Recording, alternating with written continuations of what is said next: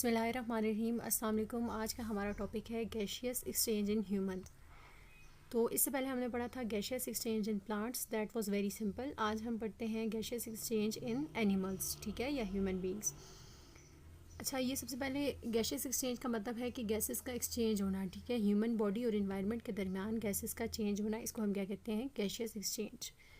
Cellular respiration भी इसको कहा जाता है, ठीक है। और ब्रीदिंग और रिस्पायरेशन में एक मेजर डिफरेंस है। ब्रीदिंग फिजिकल प्रोसेस को कहते हैं, यानी एयर का आपके अंदर जाना, ऑक्सीजन का, और कार्बन डाइऑक्साइड का बाहर आना। लेकिन रेस्पायरेशन कहते हैं सेलुलर लेवल पे या ब्लड के अंदर जब आपकी ऑक्सीजन और कार्बन डाइऑक्साइड की एक्सचेंज होती है, उसको हम क्या कहते हैं, रिस्पायरेशन। गैशियस एक्सचेंज के लिए ह्यूमंस के अंदर स्पेशल ऑर्गन्स होते हैं जिनको हम क्या कहते हैं, लंग्स। अच्छा, मेन गैसेस इनमें कौन सी इन्वॉल्व हैं? As we all know, oxygen और कार्बन डाइऑक्साइड, ठीक है। ऑक्सीजन जो होती है वो एनर्जी के लिए, प्रोडक्शन के लिए यूज़ होती है, और उसके नतीजे में क्या होता है, कार्बन डाइऑक्साइड रिलीज़ होती है। अच्छा, अब कौन से ऐसे ऑर्गन्स हैं जो कि रेस्पायरेटरी सिस्टम में मौजूद हैं, जो कि रेस्पायरेशन करवाते हैं? सबसे पहले हमारे पास नोज़ या उसके साथ nasal cavity, pharynx, larynx, trachea, bronchi and lungs. सबसे पहले आते हैं नोज़ पे। नोज़ जो है वो एंट्री ऑफ एयर करवाता है, ठीक है। नोज़ के थ्रू एयर जो है वो हमारे लंग्स तक पहुंचती है। अब नोज़ का क्या फंक्शन है? नोज़ के अंदर छोटे छोटे सीलिया, हेयर लाइक स्ट्रक्चर होते हैं जो कि क्या करते हैं, एयर में से डस्ट को ट्रैप करते हैं। इसके अलावा नाक के अंदर हमारे पास छोटी छोटी ब्लड कैपिलरीज होती हैं जो कि क्या करती हैं, एयर को वार्म करती हैं, गर्म करती हैं, ठीक है।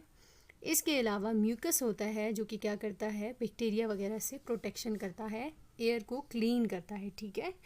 इसके अलावा नोज़ क्या करता है, स्मेल भी डिटेक्ट करता है। तो इसके दो फंक्शन है, सिर्फ स्मेल ही नहीं डिटेक्ट करता, ये रिस्पायरेशन में भी हेल्प करता है। एयर जितनी भी हमारे अंदर जाती है उससे पैथोजेंस को किल करता है, एयर को मॉइस्ट करता है, और क्या करता है, क्लीन करता है। अच्छा, ये है ह्यूमन नेज़ल कैविटी। इसका देख लें आप स्ट्रक्चर। यहाँ पे छोटे छोटे सिलिया मौजूद होते हैं जो कि क्या करते हैं, एयर को फिल्टर करते हैं, और ये जो कैपिलरीज हैं ये क्या करती हैं, एयर को वार्म करती हैं।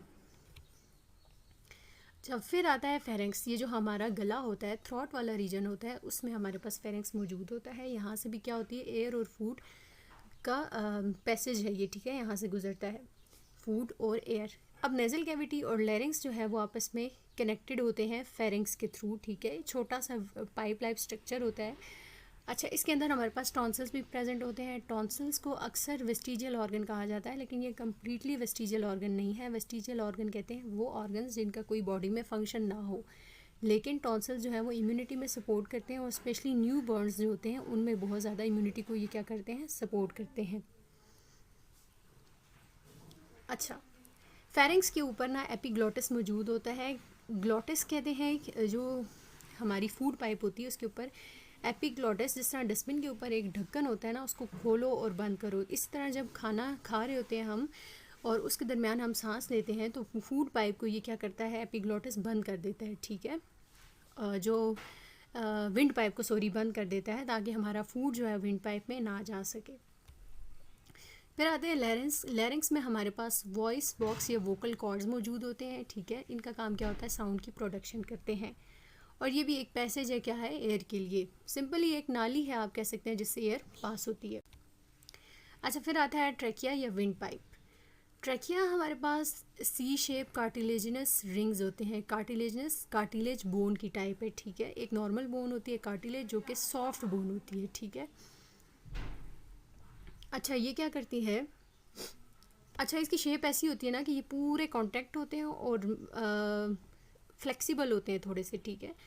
एयर का पैसेज आसान होता है, और जो विंड पाइप होती है वो क्या होती है, म्यूकस से लाइन अप होती है ताकि हमारे पास वहाँ से डस्ट वगैरह ट्रैप हो सके। लेकिन एक्सेस ऑफ म्यूकस भी जो है वो क्या करता है, डिजीज़ कॉज करता है, हार्मफुल है।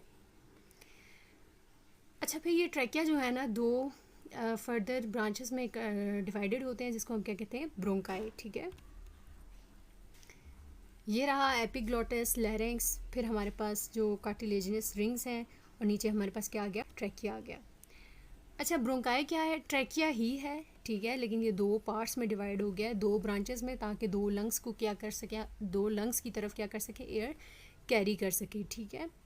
और ये स्मॉल ब्रोंक्यूल्स में ब्रांचेस में डिवाइड हुआ होता है ताकि लंग्स के अंदर तक एयर पहुंच सके, ठीक है। अच्छा, लंग्स क्या है? स्पंजी ऑर्गन है, चेस्ट में मौजूद होते हैं, मेन ऑर्गन ऑफ रिस्पायरेशन है। इनके अंदर स्मॉल एल्वोलाई होते हैं जो कि क्या करते हैं, गैसेस एक्सचेंज करते हैं। और लंग्स जो हैं वो हमारे पास किससे प्रोटेक्टेड होते हैं? रिब केज से। अच्छा, फिर हमारे पास एल्वोलाई क्या है? एल्वोलाई हमारे पास स्मॉल यूनिट है लंग्स के अंदर, ठीक है। ये जिस तरह प्लास्टिक की थैली का स्ट्रक्चर होता है ना, उस तरह छोटे छोटे बैलून टाइप होते हैं। इनके इर्द गिर्द कैपिलरीज लिपटी हुई होती हैं। कैपिलरीज में क्या होता है, कार्बन डाइऑक्साइड मौजूद होता है, वहाँ से ये जाता है, कार्बन डाइऑक्साइड और ऑक्सीजन की वहाँ पे एक्सचेंज होती है, ठीक है। जो एयर आती है उसके अंदर ऑक्सीजन होती है, ऑक्सीजन उन कैपिलरीज के अंदर जाती है और कैपिलरीज से कार्बन डाइऑक्साइड दोबारा हमारी एयर में आ जाती है और वो हम क्या करते हैं, इनहेल करते हैं। ये रहा हमारे पास ह्यूमन रिस्पायरेटरी सिस्टम। ये रहा एपिग्लोटिस, लैरिंक्स, फिर हमारे पास जो कार्टिलेजिनस रिंग्स हैं और नीचे हमारे पास क्या आ गया,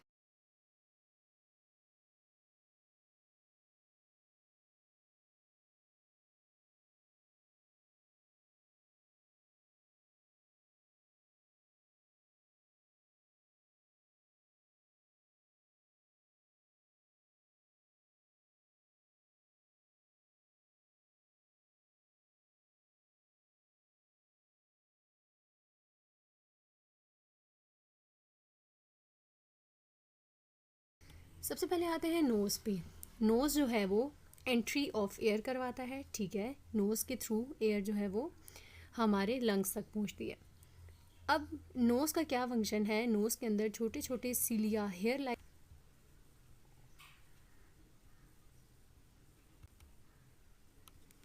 अच्छा, फिर है हमारे पास इनहेलेशन वर्सेस एक्सहेलेशन। इनहेलेशन कहते हैं वो प्रोसेस जब हमारे पास एयर हम अंदर लेते हैं और एक्सहेलेशन यानी बाहर निकालते हैं। इसमें होता क्या है, लंग्स के नीचे ना एक स्ट्रक्चर होता है टिश्यू का, उसको हम कहते हैं डायफ्राम। वो क्या करता है, रिस्पायरेशन में हेल्प करता है। होता क्या है, जब डायफ्राम कंट्रैक्ट होता है ना, हम जब सांस लेते हैं तो डायफ्राम कंट्रैक्ट होता है और जो चेस्ट कैविटी है ना वो एक्सपैंड होती है जब एयर अंदर जाती है। और एक्सहेलेशन में इसका ऑपोजिट होता है, डायफ्राम जो होता है वो रिलैक्स होता है और हमारी चेस्ट कैविटी रिड्यूस होती है, उसकी स्पेस कम हो जाती है, ठीक है। लंग्स आपस में कम स्पेस में होते हैं, ठीक है, और एयर जो है वो बाहर जा रही होती है। ये रहा इनहेलेशन और एक्सहेलेशन का प्रोसेस। और ये जो नीचे है मस्कुलर स्ट्रक्चर लंग्स के बिल्कुल नीचे, इसको हम क्या कहते हैं, डायफ्राम कहते हैं। इनहेलेशन में ये एक्सपैंड होगा, ठीक है। इम्पोर्टेंस क्या है, ज़ाहिर है ऑक्सीजन मेन जो है कंपोनेंट है, इसके बगैर ज़िंदगी नहीं चल सकती और बॉडी के सारे सिस्टम क्या हो रहे हैं, इसके थ्रू परफॉर्म हो रहे हैं। फिर आते हैं लैरिंक्स। लैरिंक्स में हमारे पास वॉइस बॉक्स या वोकल कॉर्ड्स मौजूद होते हैं, ठीक है। इनका काम क्या होता है, साउंड की प्रोडक्शन करते हैं। और ये भी एक पैसेज है, क्या है, एयर के लिए। सिंपली एक नाली है आप कह सकते हैं जिससे एयर पास